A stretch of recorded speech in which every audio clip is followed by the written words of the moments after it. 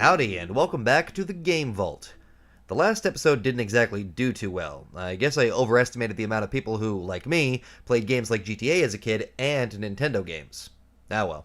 If you want a breakdown of exactly how this is going to work, go watch the first episode. For everyone else, let's look at something a bit less E-rated.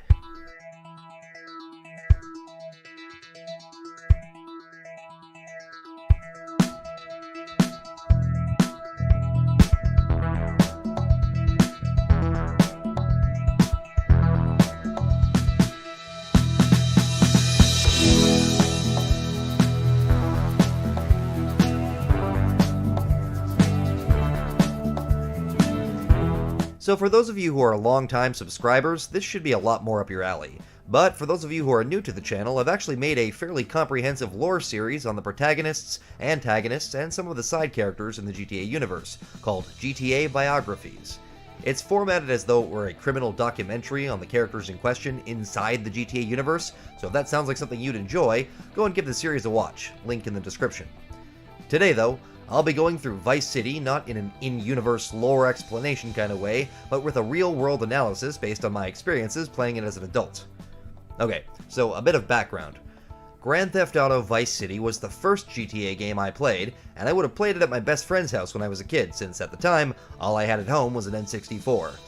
Playing games like Driver, Vigilante 8, and eventually GTA Vice City at such a young age definitely opened me up to a world of video game possibilities. And though I still loved my more kid-friendly games like The Legend of Zelda, depending on which one you're talking about, after playing Vice City I knew I had found one of my new favorite genres, the open-world crime game.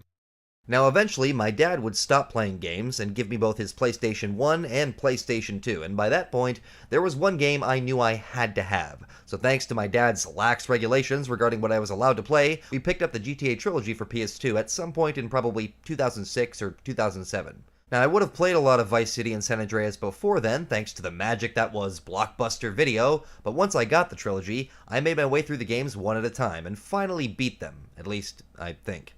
My memory is pretty short, so it is possible I had beat them before getting the trilogy, at least Vice City and San Andreas, but one thing is for certain, whenever I did originally beat them, I did so using a lot of cheats. Now most GTA players will tell you, at least the 3D era old school ones, that cheats are just part of the game.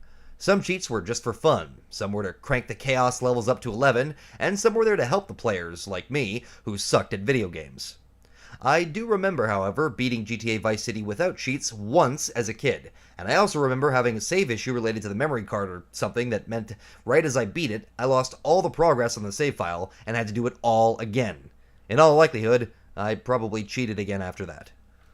The goal today, though, is to beat the game using absolutely no cheat codes. However, I will be cheating just a bit since I looked up a guide to find all the hidden packages. In fact, as we go through the game, we're going to see that if you actually take the time to find all, or even just a lot of the hidden packages, this game becomes trivially easier, especially when you double down on being cheesy and do this.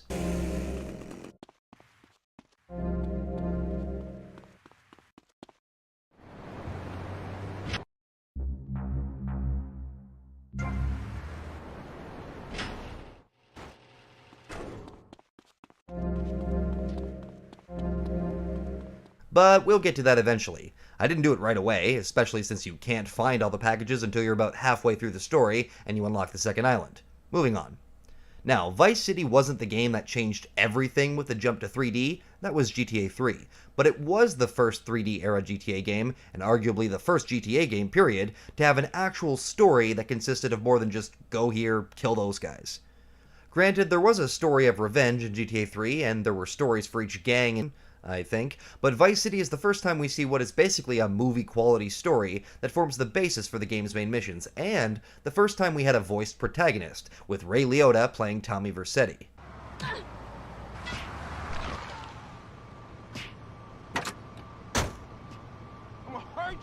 Dumb Florida moron. Now, while I would love to play for you the opening cutscene to set the mood, Vice is absolutely loaded with copyrighted music that will pretty much instantly get this video demonetized, so you're gonna have to look them up or go play the game yourself. In fact, we'll talk more about the game's music later on, but holy crap is the soundtrack to this game amazing. For the uninformed, the game is set in 1986 Florida in a fictional version of Miami, the eponymous Vice City, and the vibe of Miami in the 1980s was nailed by both the game's aesthetics, story, and especially its music. Yes! Brilliant, bloody brilliant! It doesn't really have an original soundtrack, or not much of one, with an original intro track and a unique piece that plays through the end credits, but beyond that, most of this game's music was licensed, and oh boy, does it kick a lot of ass. Actually, Liberty City, where some members of the Forelli crime family are having a meeting in Marco's Bistro in typical mobster fashion. But they weren't a fully fledged mafia family, at least not as we saw them.